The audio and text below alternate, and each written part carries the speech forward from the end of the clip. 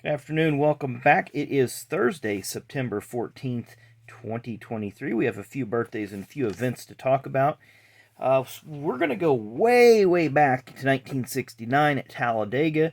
Today marks the first Cup Series race at Talladega. There's a big controversy about speeds and tires and so forth.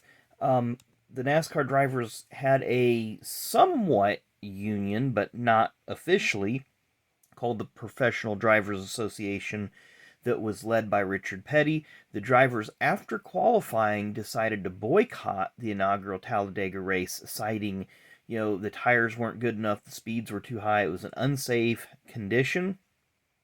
There were 13 drivers that stayed behind. I can't remember the exact number. I believe I had read in the past that it was 13.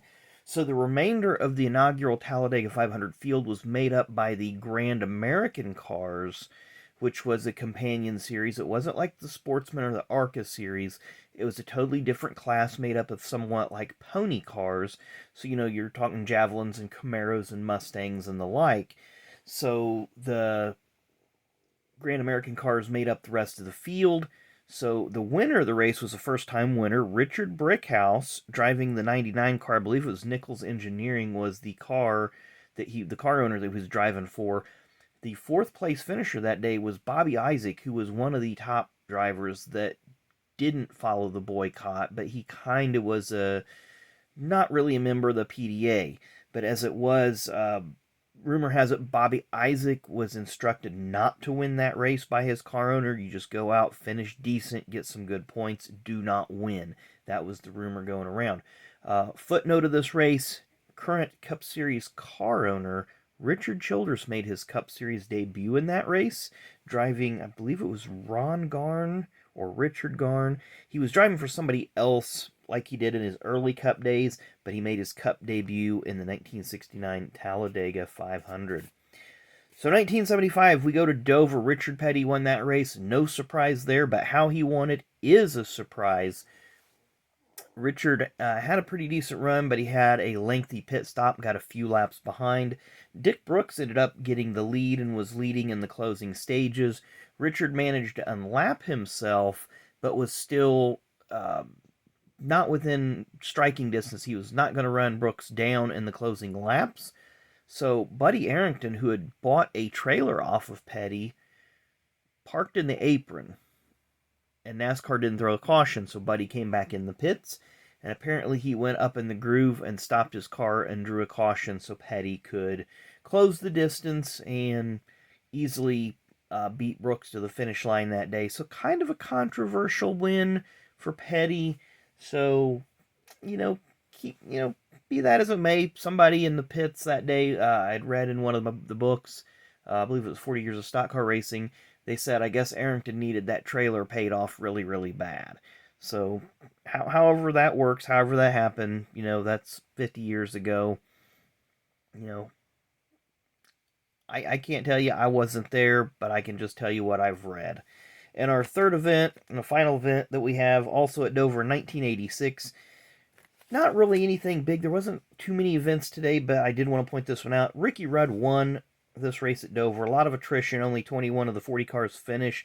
Most of them had engine failures because it was typically a hot day during this time of the year at Dover.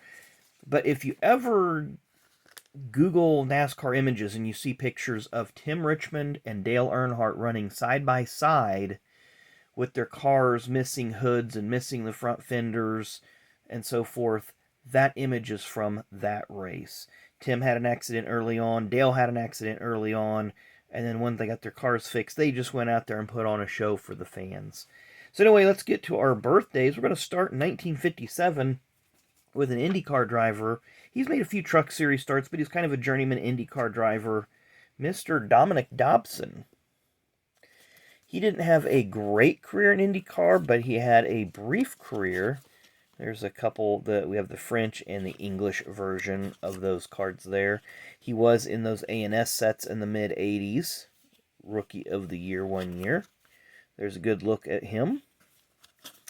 Then we have another one. He did drive a Texaco-sponsored car in the early 90s. And then there's another one from that All-World Racing set.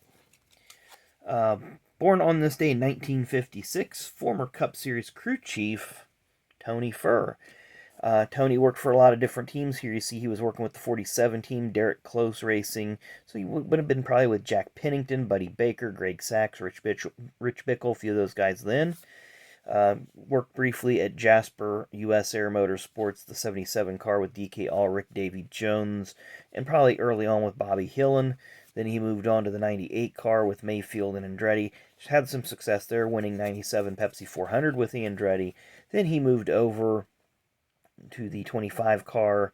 Here he's with Dallenbach, and then later on with Jerry Nadeau. I honestly don't know the trajectory of his career after this. If he stayed with Hendrick, some of you may know. I don't know if he's even still involved in NASCAR. I keep hearing his name pop up from time to time, but he definitely had some moderate success there as a NASCAR crew chief. And our final birthday, born on this day, 1993. We're not going to talk about the controversy of his name, and we're just going to talk about him.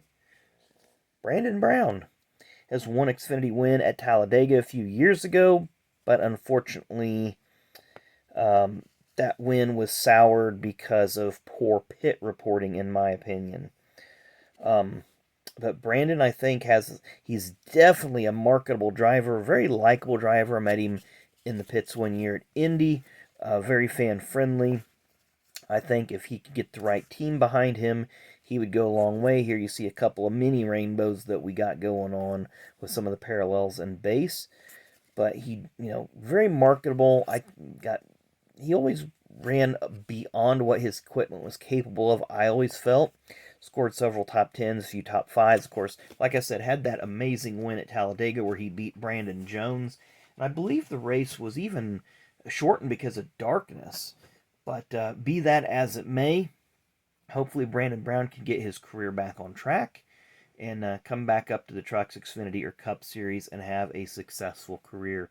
Anyway, thanks again for watching. Really, really do appreciate it. Enjoy the rest of your Thursday, and we will see you tomorrow.